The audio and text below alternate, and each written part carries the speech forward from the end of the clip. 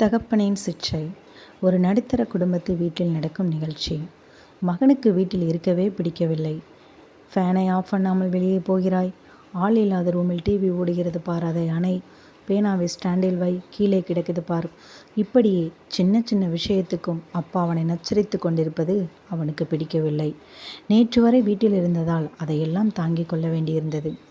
இன்று அவனுக்கு வேலைக்கான நேர்காணலுக்கு அழைப்பு வந்திருந்தது. வேலை கிடைத்ததும் வேறு எங்காவது வெளியூர் போய்விட வேண்டும். அப்பாவின் நச்சரிப்பு குறையும் என்று எண்ணிக்கொண்டான். நேர்காணலுக்கு கிளம்பினான்.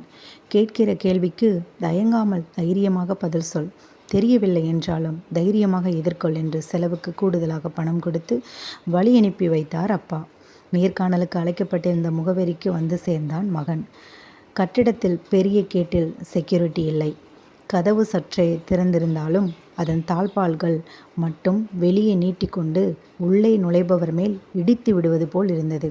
அதை சரி செய்து கதவை சரியாக சாத்திவிட்டு உள்ளே நுழைந்தான்.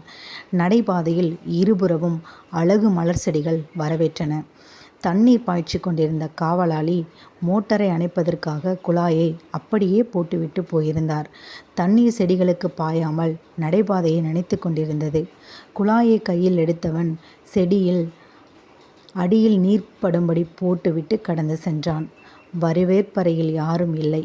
நேர்காணல் முதல் தளத்தில் நடைபெறுவதாக அறிவிப்பு வைத்திருந்தார்கள்.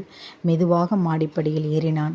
நேற்று இரவில் போடப்பட்ட விளக்கு காலை 10 மணி ஆகியும் எரிந்து கொண்டிருந்தது.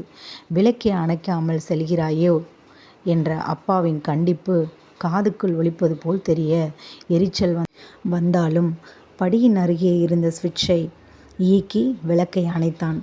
மாடியில் பெரிய ஹாலில் ஏராளமானவர்கள் இருக்கையில் அமர்ந்திருந்தார்கள். கூட்டத்தை பார்த்த மகனுக்கு ஒரே திகைப்பு. நமக்கு இங்கு வேலை கிடைக்குமா என்று மனசாட்சி படபடக்க ஆரம்பித்தது. பதற்றத்துடன் அறைக்குள் நுழைய காலடி வைத்தவன் வெல்கம் என்ற எழுத்து தலைகீழாக இருந்ததை கவனித்தான். அதையும் வருத்தத்துடனே காலால் சரி செய்துவிட்டு உள்ளே நுழைந்தான். அறையின் முன்புறத்தில் நேர்காணலுக்கு நிறைய இளைஞர்கள் அமர்ந்திருந்திருக்க பின்பக்கத்தில் பல மின் விசிறிகள் சும்மா சுற்றி கொண்டிருந்தன. யாருமே இல்லாமல் ஏன் அறையில் விசிறி ஓடுகிறது என்ற அம்மாவின் கேள்வி காதுக்குள் ஒலிக்க மின் விசிறிகளையும் அணைத்துவிட்டு மற்ற இளைஞர்களுடன் சென்று அமர்ந்தான். இளைஞர்களை ஒவ்வொருவராக உள்ளே அழைத்து மற்றொரு வழியாக வெளியே அனுப்பிவிட்டனர். இதனால் என்ன கேள்வி கேட்பார்கள் என்று மகனுக்கு தெரியவில்லை. கலக்கத்துடனே நேர்காணல் அதிகாரி முன்னே போய் நின்றான். சர்டிஃபிகேட்டுகளை வாங்கிய அதிகாரி அதை பார்த்து படித்து பார்க்காமல், நீங்கள் எப்போது வேலைக்கு சேர்கிறீர்கள் என்று கேட்டார். இது நேர்காணலில் கேட்கப்படும் புத்தி கூர்மை கேள்வியா, இல்லை வேலை கிடைத்து விட்டதற்கான அறிகுறியா என்று தெரியாமல் குழம்பி நின்றான் மகன். என்ன யோசிக்கிறாய் என்று பாஸ் கேட்டார். நாங்கள் இங்கே யாருக்கு கேள்வி கேட்கவில்லை. கேள்வி பதிலில் ஒருவனின் மேலாண்மையும் மேனேஜ்மெண்ட் தெரிந்து கொள்வது கடினம். அதனால் செயல்பாட்டின் அடிப்படையில் தேர்வு வைத்துவிட்டு கேமரா மூலம் கண்காணித்தோம். இங்கு வந்த எந்த இளைஞனுமே தேவையில்லாமல் வீணாகிய நீர், எரிந்த மின்விளக்கு, ஓடிய மின்விசிறி எதையுமே சரி செய்யவில்லை. நீங்கள் ஒருவர்தான் அத்தனையும் சரி செய்துவிட்டு உள்ளே வந்தீர்கள். நாங்கள் உங்களையே தேர்வு செய்கிறோம் என்றார்.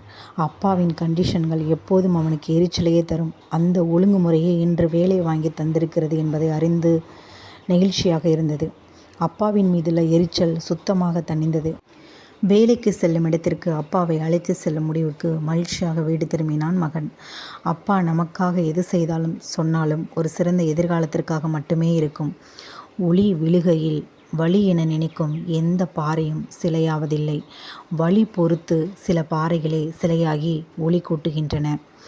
நாம் அழகிய சிலையாக உருவாக நமக்குள் இருக்கும் வேண்டாத சில தீய குணங்களை கண்டிப்பால் தண்டிப்பால் சில நேரம் வில்லனாக நமக்கு தெரியும் தந்தை ஒளி போன்ற வார்த்தைகளால் கட்டுப்படுத்துவதால் தான் நாம் காலரை தூக்கி கொண்டு கண்ணாடி முன் நின்று அவர்கள் உருவாக்கிய சிலையாகிய நம்மை அழகனாக அழகியாக பார்த்து கொள்வது அந்த தந்தை என்ற ஒளி செதுக்கிய கையர்கமே. தாய் தன் குழந்தையை இடுப்பில் வைத்து கொண்டு தான் பாலூட்டுவாள், தாளாட்டுவாள், கதை சொல்லி தூங்க வைப்பாள். ஆனால் தந்தை அப்படியல்ல. தான் காணாத உலகையும் தன் மகன் காண வேண்டும் என தோள் மீது அமர வைத்து தூக்கி கொண்டு போவார். ஒரு சொல் கவிதை அம்மா, அதே ஒரு சொல் சரித்திரம் அப்பா. தாய் கஷ்டப்படுவதை கண்டுபிடித்து விடலாம், தந்தை கஷ்டப்படுவதை பிறர் சொல்லித்தான் கண்டுபிடிக்க முடியும்.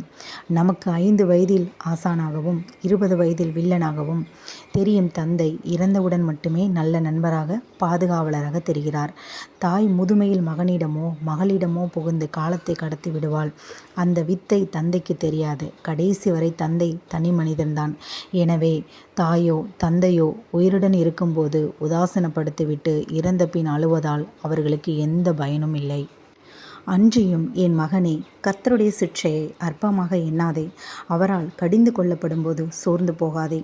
கர்த்தர் எவனிடத்தில் அன்பு கூறுகிறாரோ அவனை அவர் சிட்சித்து தாம் சேர்த்து கொள்கிற எந்த மகனையும் தண்டிக்கிறார் என்று பிள்ளைகளுக்கு சொல்லுகிறது போல உங்களுக்கு சொல்லியிருக்கிற புத்திமதியை மறந்தீர்கள்.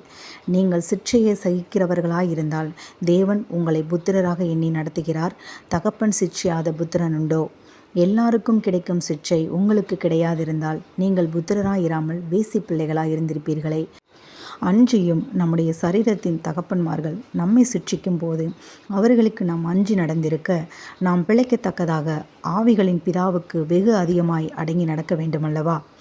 அவர்கள் தங்களுக்கு நலமென்று தோன்றுகிறபடி கொஞ்ச காலம் சிட்சித்தார்கள். இவரோ தம்முடைய பரிசுத்தத்துக்காக நம்மை பங்குள்ளவர்களாக்கும் பொருட்டு நம்முடைய பிரயோஜனத்திற்காகவே நம்மை சிட்சிக்கிறார். எந்த சிட்சையும் தற்காலத்தில் சந்தோஷமாய் காணாமல் துக்கமாய் காணும் ஆகிலும் பிற்காலத்தில் அதில் பழகினவர்களுக்கு அது நீதியாக சமாதான பலனை தரும். எபிரேயர் 12